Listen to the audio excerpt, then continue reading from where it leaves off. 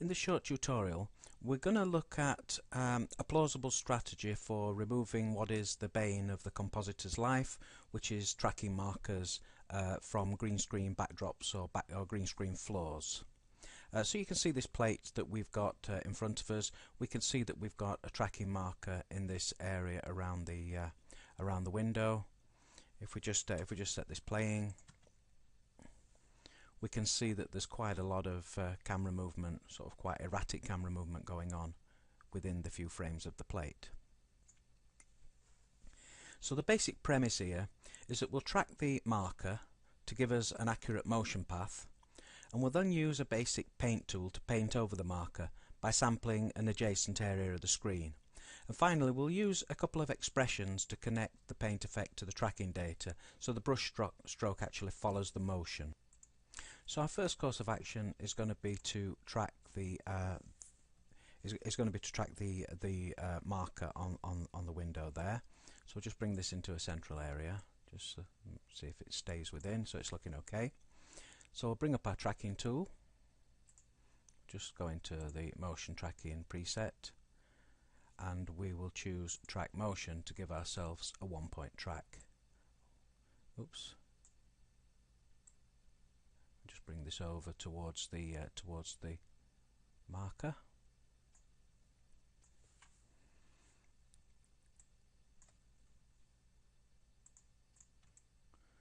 I'm just going to set up the feature region just so that it's giving us the area of the full area of the cross, and I'm just going to extend the range of the search region to quite a little bit bigger than the feature region, just primarily because the plate is actually moving quite radically. Now, one other thing that I'm going to do, which is something you may not have seen before, is I'm actually going to move the feature center. If I actually come over this, and you can see that the cursor changes, I can now drag this out of the sort of center of the area. I'm just going to bring it down here and place it in this sort of adjacent area. So the premise here is that we're going to generate our track from this area of contrast on the green screen, but the center of our track is actually going to be elsewhere, and that's going to allow us down the road to use this center point as a reference to actually generate our patch using a paint tool, so that it's sampling from a different area of the green screen. Obviously, if it was sampling from this center, then even though the area would be moving around, so would the patch, and therefore the patch would have the cross on it. So we don't want that. We want to actually be sampling from a different area. And obviously where you put this marker will vary very much depending on your plate.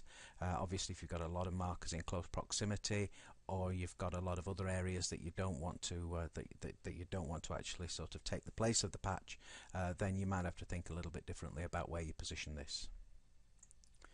So the next thing that I'm going to do is I'm going to change the track type to raw. And the reason why I'm doing that is actually because I'm not actually going to apply this track in the way that you might normally expect, where we apply it to something like a null object. I'm just going to actually generate the track. I'm not actually going to go through the second phase of the tracking process to apply it. I'm just going to basically create a track, and then I'm going to link it up using expressions. So we'll track this now. Hopefully it will track okay. And there we are. It's a relatively short clip, and so it completes quite quickly, and we can see there that we've got a pretty good lock on that crosshair. So we're now ready to paint out our marker. Now, for those of you that have used paint tools before in After Effects, you'll be aware that you use the paint tools within the layer view, and thankfully, because tracking also uses the layer view, we've already got our layer panel open and our plate within it. So I'll just change the view within the layer to none, just so that it hides our tracking marker from the view, which is going to enable us to better select our paint area that we're going to use to cover the tracking marker. So I'm now going to select the paint panel, and I'm going to take the clone stamp tool. Now we can see at the moment that it's quite small. There are obviously keyboard shortcuts that are going to enable us to do this. But I'm just going to do it sort of the longhand way, just to sort of look around the tools. Let's go for a brush around 35. That's clearly not big enough. 45. That's not too bad. I'll just actually manually set it to 50. And that's looking like a nice coverage. We should be able to create a little bit of fall off around that and still cover the boundaries of the marker. So I'll just come down here somewhere fairly close to where I moved the track center to. I'm just going to hold down Alt to take a sample area, click it, and then I'm just going to come over the tracking marker and just click once. It's not great. I think I'll just undo that, and I'll just make my brush a little bit bigger. Reselect and click again.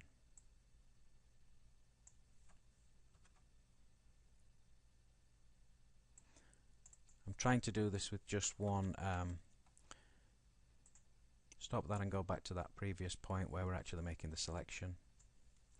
So we're now ready to paint out the marker. Now we need to be in the layer panel. If any of you have used the paint tools in After Effects before, you'll know that you apply these within the layer view. Thankfully we're already in the layer view because the tracking system also uses the layer view to perform the first stage of the tracking process. So this is a good place to start. What we do need to do is we need to set the view to none, just to hide our tracking box, otherwise it'll get in the way.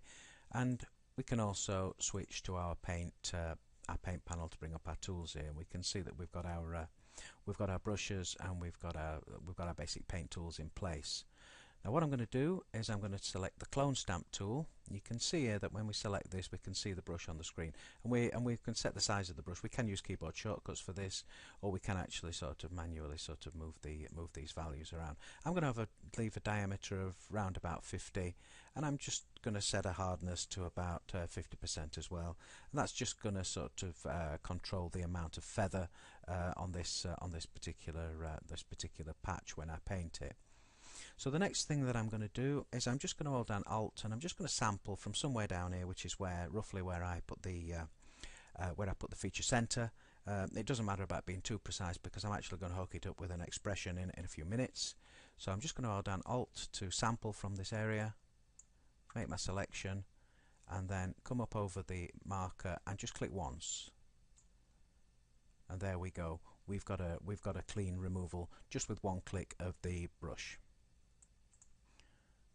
Okay, so we have what looks like a decent repair. So let's just run preview this and take a look. Okay, so we can see a slight problem. We can clearly see that the patch is okay on the first frame where we perform the actual the clone stamp, but obviously as the plate starts to move, the tracking marker moves its position, but our patch is obviously static. And this clearly means that we need to make our patch follow that tracking marker. So to do this, we're going to use a couple of expressions. I'm actually going to select my timeline and maximize it so we can actually see all the properties on the timeline, and we can see our tracker up here. We can see all the components of our tracker, and we can see our paint here with the clone. Again, it's just a single clone. Okay, so there are two properties that we want to look at. First of all, we want to look at the position of our clone, and what we want to do is we want to connect this to the feature center of the track point. So to do this, we're going to alt-click on our position to bring up the expressions, and we can simply pick whip across to the feature center. Release and hit enter. Okay, so just minimize the timeline, and we'll see what's occurring. Okay, so let's just scrub the timeline. So now we have a different problem. The expression we just applied causes the patch to follow the tracking marker, which is what we want. However, the area of the screen that the patch is using to sample into the clone is still in a fixed position. So therefore, as the plate plays out, different parts of the image occupy the space where we're sampling from. we can clearly see the girder filling the patch as this part of the image moves across. So we therefore need the sampling area to move commensurate to the patch.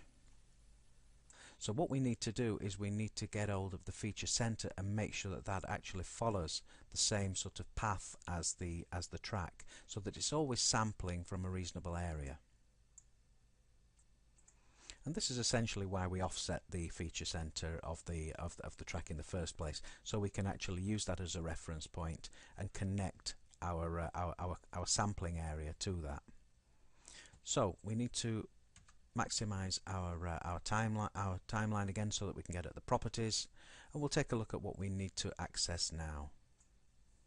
So if we start by looking at in the paint properties, if we come down the stroke options, we can see these options called clone source as a subset of the stroke options, and within this clone source there's a property called clone position, and this is what we want because essentially this is the area where the patch will actually take its sample from.